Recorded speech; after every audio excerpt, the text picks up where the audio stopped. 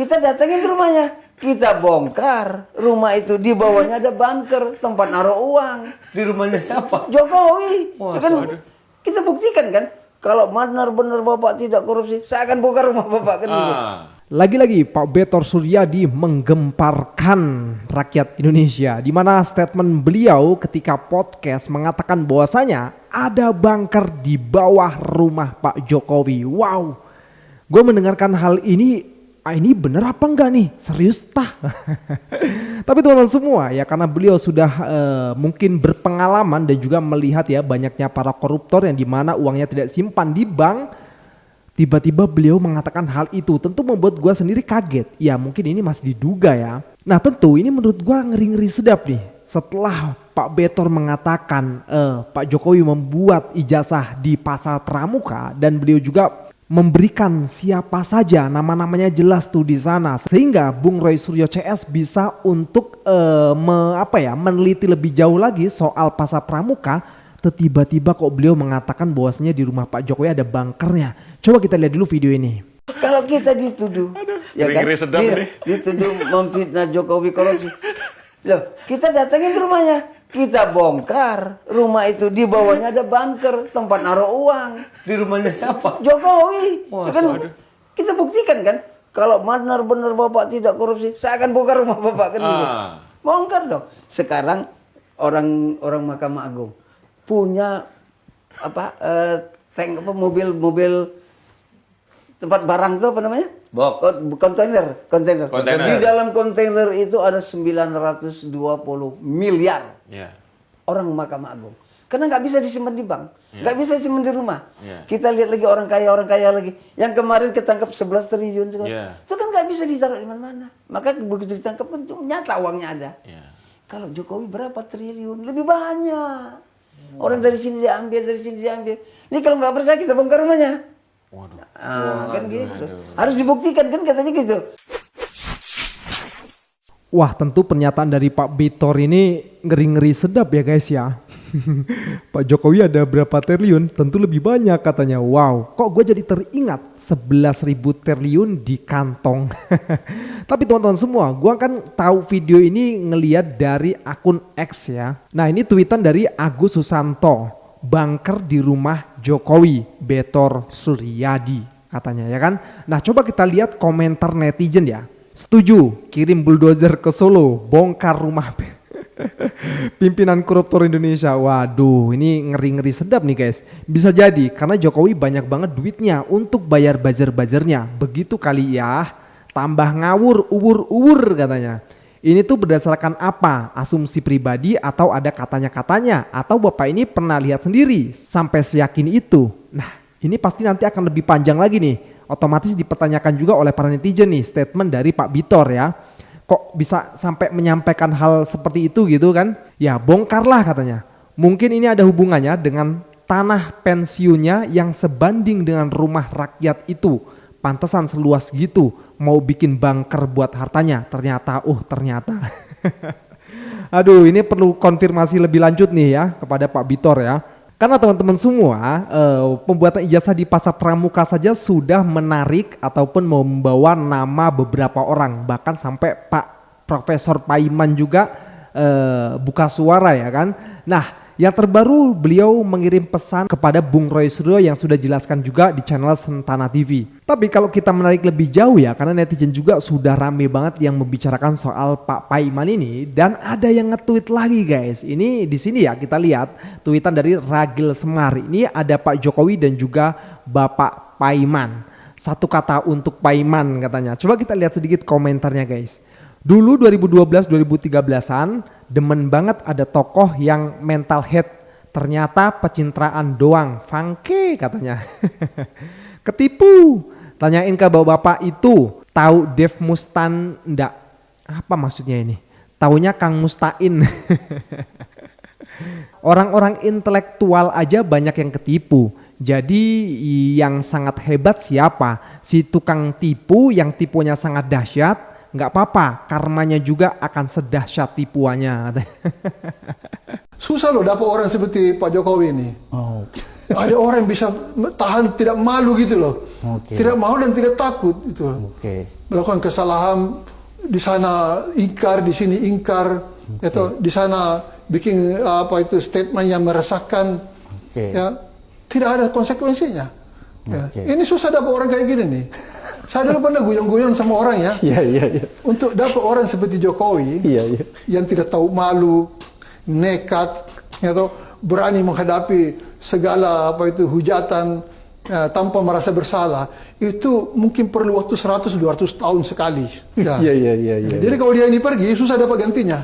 Begitu, Prof. Ya, jadi para konspirator di luar yang ingin melanjutkan Jokowi ini dengan orang lain, susah dapat orang, Pak. Yang persis seperti dia itu susah. Jadi ini pusing semua mereka. Termasuk para pemasok uang itu untuk pilpres apa segala. Para penjilat ya, Prof. Ya dia tidak tahu tidak tahu mau habis-habisan di mana gitu. Coba bayangin sampai ada yang mengatakan hal seperti ini loh. Sulit untuk mendapatkan orang seperti Pak Jokowi. Mungkin 100 tahun hanya sekali saja katanya.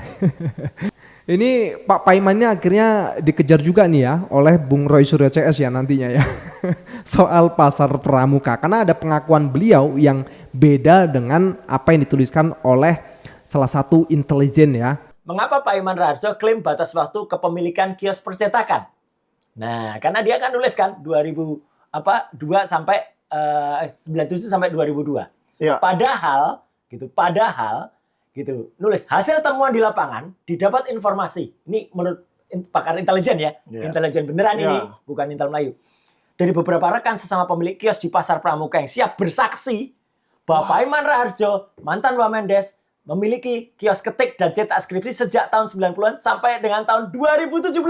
Wah, pas dan Bang Bitor mengklaim bahwa ijazah itu diketahui Andi Wijayanto dibuat oleh Anggit Widodo dan yang David. mencetak Widodo itu tahun 2012. Karena Jadi di tengah-tengah bertepatan dengan Gubernur DKI, pemilihan Gubernur DKI. Saya hanya membacakan ya, karena ini sudah di pemberitaan ya.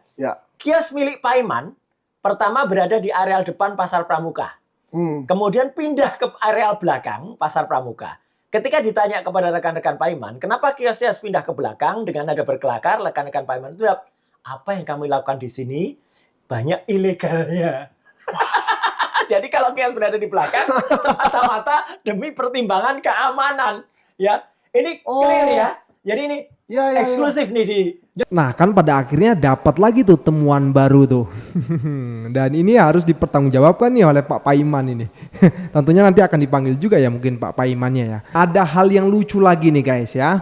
Di sini kata kader PSI Dian Sandi yang percaya ijazah Jokowi dari pasar pramuka IQ-nya 70-an katanya. Nah lalu ada juga yang nge-tweet kayak gini dari Nazlira. Untuk melihat manusia ber-IQ 58, orang ber-IQ 70 pun cukup melihat foto ini katanya. Saraf di otak itu bekerja merefleksikan kapasitas IQ melalui garis mata, bibir, hidung, gurat wajah. Bercerminlah katanya. Dan kita lihat fotonya ya. Ini kan Bang Dian Sandi ya teman-teman semua. Kalau pakai kacamata sepertinya identik. Aduh, bener nggak sih? Kebetulan saya domisili sekitar NTB. Dia ini kusir dokar. Apa maksudnya? Madesu amat nih tampang ngantuk. Sejalan dengan fakta, kuliah ambil D3 akuntansi pun nggak selesai katanya. Aduh.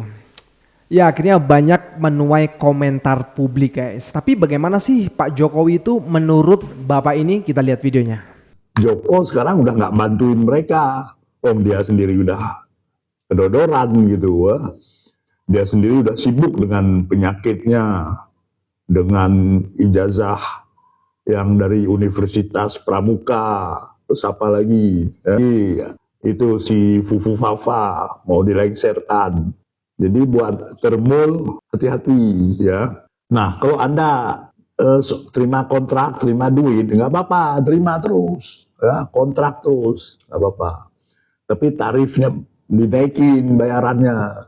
Karena dia udah mulai kepepet, jadi Anda manfaatkan lah, naikkan bayaran ya. Terus kalau bisa wajah Anda jangan muncul, ya. Jadi ngomongnya begini aja, itu ya daripada Anda nanti diserang secara sosial, gitu ya.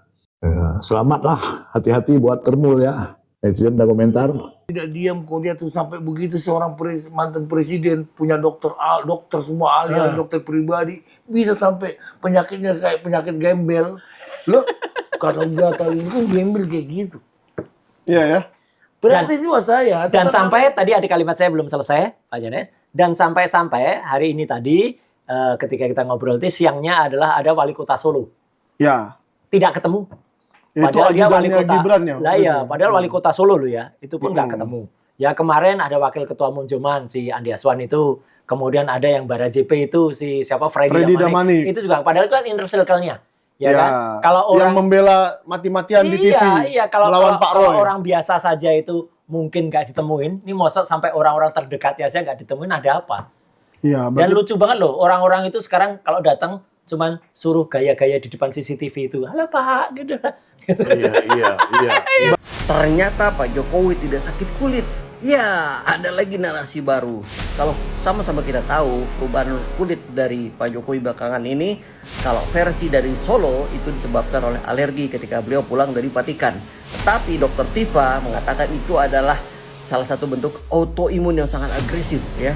Jadi disarankan harus dirawat karena semakin lama semakin bahaya. Dan banyak sekali netizen-netizen yang kemudian mengiyakan, bahkan ada yang mengutuk, ada yang nyukurin dan lain-lain. Tapi ada satu narasi baru yang berkembang dari oposit 6890 ya, yang menyatakan bahwa itu adalah make up artis. Gila, itu make up katanya. Jangan percaya karena dia punya kelihayan, kelicikan dan ahli dalam manipulasi, hanya ingin mencari simpati publik. Dia buktikan juga dengan wartawan pribadi dan lain-lain. Menurut kawan-kawan gimana? Ada yang bilang ini azab, ada yang bilang ini pencitraan. Tapi kok dia nggak tahu malu dicari kamera terus gitu ya? Ada juga yang bilang ini hanya salah satu bentuk bagaimana agar Pak Jokowi selalu mendapatkan atensi. Saudara-saudara sekalian, masalah ijazah palsu Jokowi ini sebenarnya bukan masalah rumit untuk menyelidikinya. Bukan masalah rumit. Kalau saya diberi kekuasaan penuh untuk menangani, saya yakin nggak sampai 2 minggu selesai. Sekarang masalahnya tidak ada kejujuran aparat, tidak ada rasa malunya aparat. Kalau Jokowi udah gak usah diomongin, memang gak punya malu. Gak punya malu. Tapi aparat ini yang saya sesalkan.